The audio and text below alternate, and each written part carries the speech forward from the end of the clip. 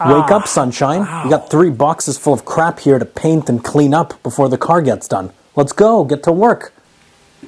Fuck. So now the question is, which box am I going to tackle first? Eeny, meeny, miny, mo, catch a beamer by its toe. If it's leaking, let it go. Eeny, meeny, miny, mo. All right, so let me show you what's going on here. I got one of the engine under trays, which is just filthy caked on with dirt and grease and all kinds of other crap. I've got the fender liners, which are more brown than they are black. And then I've got the under engine cover. This kind of like the aerodynamic cover. And not only is it also completely faded and disgusting, but it's also got this nice crack here. So the first thing I'm going to do is wash these because it is absolutely freezing outside. I'm going to take my hard-earned toonies and go to the coin wash.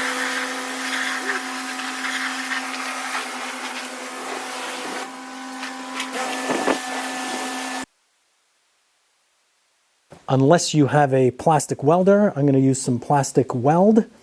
And in a pinch, you can steal your children's glue gun. And I'm going to clamp this down and basically glue it together. And then we are going to spray paint this black so that it looks factory fresh. Let's mix this up. I want to get it in between the creases. Now I'm going to leave this, hitting this up with some 80 grit to begin with.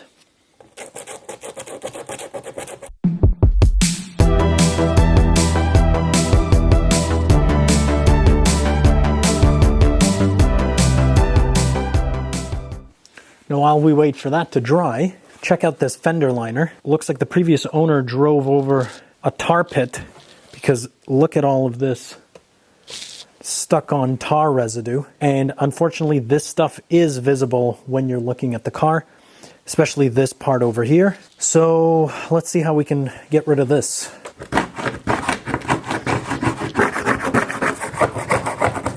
Let's see if we can introduce a power tool into the equation here.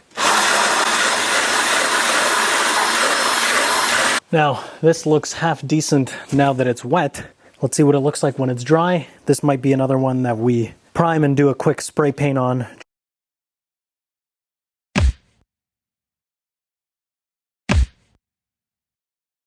All right, next up on the cleaning block, the side view mirrors, which as you can see are absolutely filthy and caked on.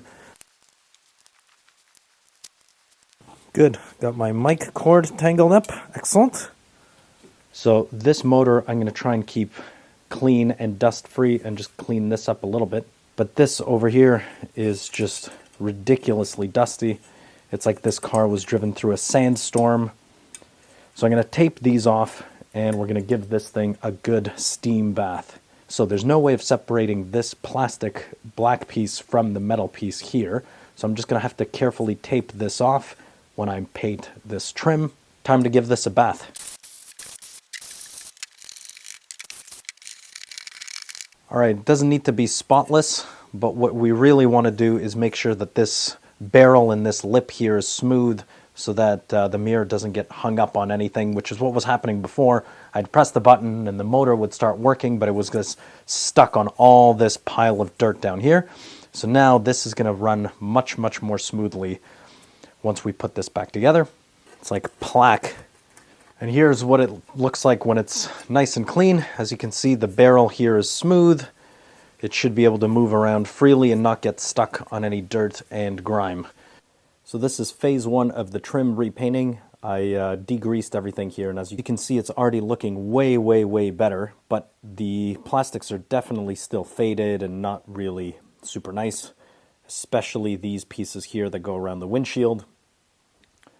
I'm using the SEM Trim Black, a must for any of the BMW black plastics if you're ever going to be painting this stuff. And of course the nose plugs for the headlight washers. Let's get to work.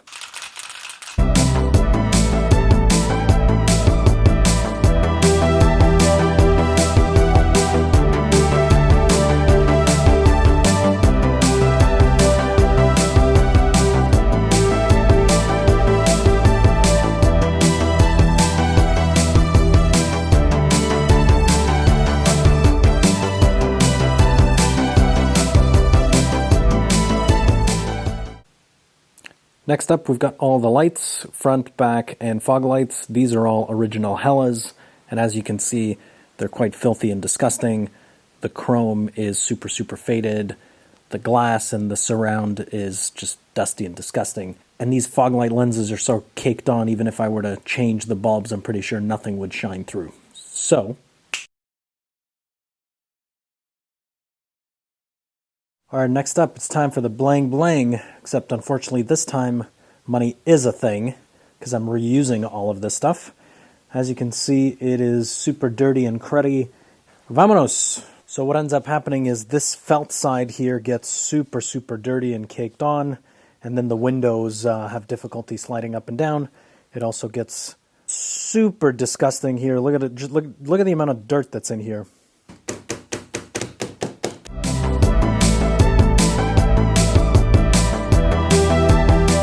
I think I just found out the E34's best kept secret. You could smuggle pretty large amounts of powdered substances, legal or illegal, that's up to you, just in your window trim. So there you go, top tip.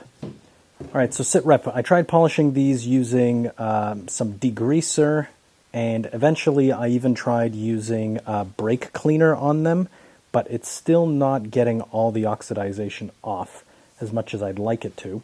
One of the videos I found online actually recommends using oven cleaner and just taping off this rubber bit, letting it soak in for 15 minutes, and then you're able to polish it. Apparently it eats away at all the oxidization levels. Now I can feel really good about myself with the kidney grills using the oven cleaner and the metal polish. However, look at what the oven cleaner did to my window trims. Completely ate the chrome and the finish off of them. This is just, it's irreparable at this point. So, I'm off to hunt for some chrome window trims. Luckily, there's about 1 million E34s out there, so I'm pretty sure I can find a decent set of used ones. And I can tell you, I'm going to be much more careful on these ones, because these are much harder to find. There you go, lesson learned. Guess what, boys and girls? Look who's back. The E34 is back in the dead end. Now, after 17.5 years later, yes, I will admit, it took a long time. I don't want to show you the complete ins and outs of the paint job just yet. I want to save that for the final reveal, but needless to say, I am very, very happy. There's just a sneak peek of just how clean and tasty this paint job is going to look when it's all said and done. But first, there is something we need to fix in the trunk. Common E34 fault, the fuel gauge is sticky and not really working. So as you can see, sometimes it doesn't move at all, sometimes it shows that it's got, you know, a quarter tank of gas. Whatever it is, it's wrong. So let's see if we can fix it.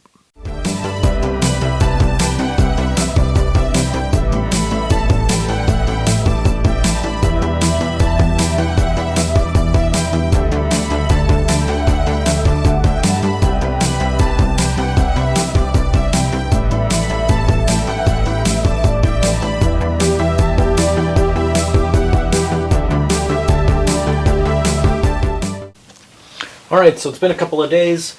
This has fully dried out. As you can see,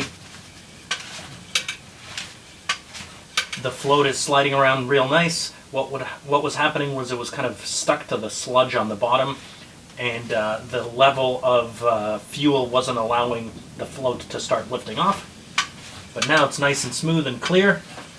Let's button this back up. Booyah, look at that. Half a tank. Beautiful. Thank you, Internet. That was very, very helpful and saved me about $350 US. You're welcome. So the trunk is back to normal. However, every good BMW owner knows the real goal in life is to have a clean and complete tool set. And there we go, one BMW goal off the bucket list. Okay, next up are the door handles, and as you can see, I've gone completely OCD and covered the entire car from top to bottom. Don't want to take any chances, so we're going to hit that with some spray paint, and it's going to look brand spanking new. Here's the final product, looking spiffy, I might say. Alright, time to derobe this thing and get cracking.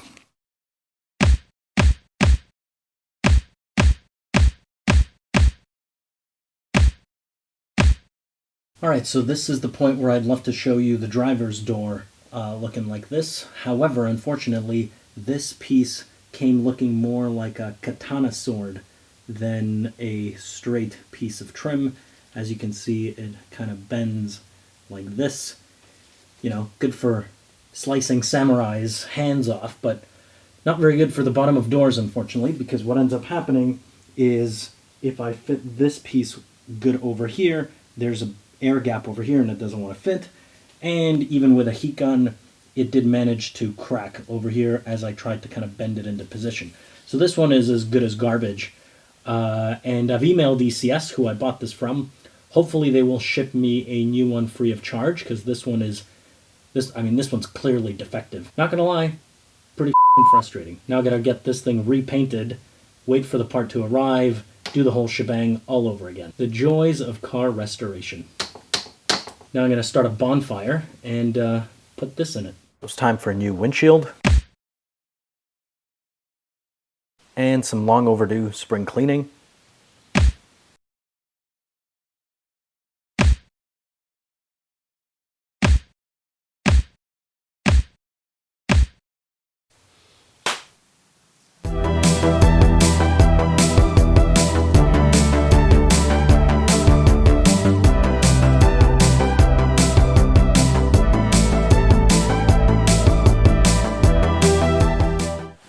Alright, so the next thing we're going to tackle is the driver's door card. Now, the driver's one is by far the worst out of them, so I'm going to show you this one. Now, here's a word to the wise for any of you out there.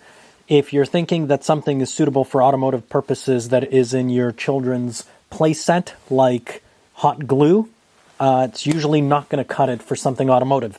So, thankfully, the previous owner spent several hours hot gluing all of these clips here on the back, including the little storage tray, which is rather hideously filthy.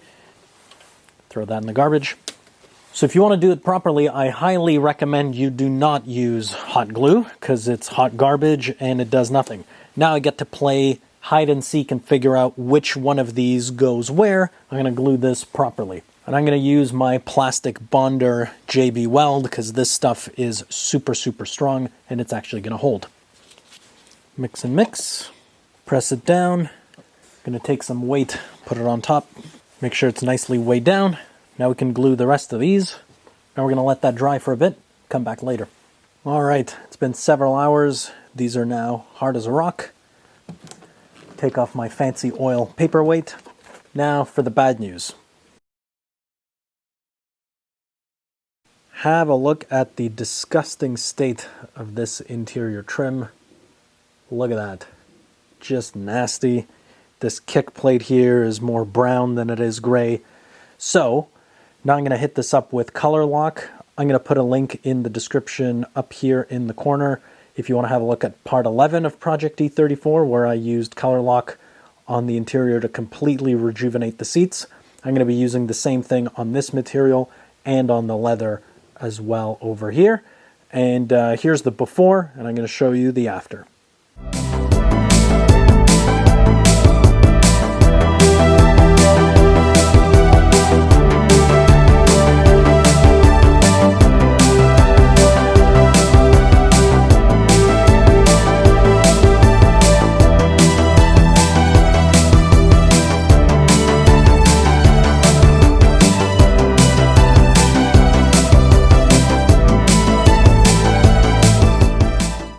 So this is what a completed door card finally looks like. Nice and tidy. And for the mouth-watering price of $200 US a pop, the rubber door gasket. Last but not least, the coin purse. Look at that. D for done.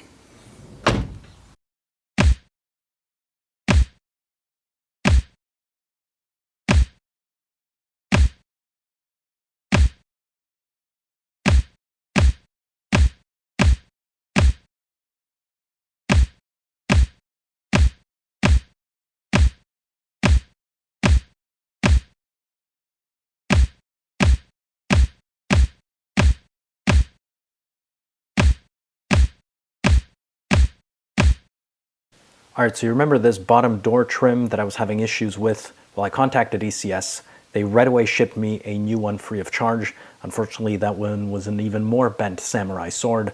So I sent that back, sent me a new one, had it repainted, and after much finagling and heating up, I managed to successfully put this one in. Great success. And now, the cherry on top that I've been waiting for 2 long, long years.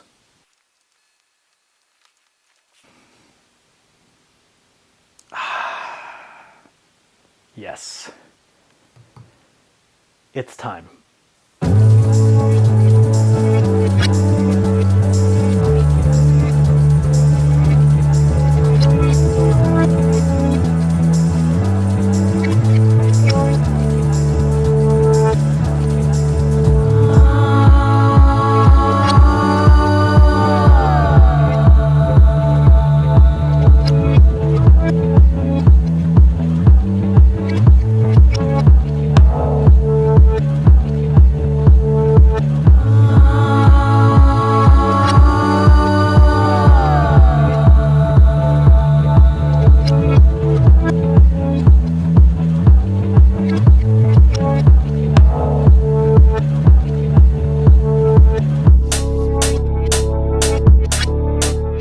So there you have it, boys and girls. What a journey this has been the last 2 years since I bought this car. Seeing those videos of what it looked like the day I first picked it up, I mean, I'm just stunned. I can't believe it's the same car. Let me know in the comments what you think about it. In person, it's just ridiculously nice. In fact, the problem is, it's now too nice to use. And as you guys know, with my tiny ass garage, I can only work on one car at a time. This car, there's no way I'm gonna keep it outside. My driveway is basically bird target practice for cars. It's insane. I get bird poop 50 times a day on there. I am not parking this outside. So that leaves us with a single option, unfortunately, and that is to sell this car to the right buyer. If any of you know anybody who's interested in a late model V8 530 manual, immaculately restored top to bottom, 100% original, let me know in the comments below. I'd love to talk to you. I'm going to be listing it very soon. But it's been an amazing journey, and I've learned a ton about restoring cars and restoring old BMWs and just improved my skills and gained my confidence. So the E34 as a base for restoring is phenomenal. Yes, it's prone to rust issues. It's going to have its usual quirks and old car gremlins, but what are you going to do? The second reason I'm going to be selling this car is because you guys might know what is parked outside.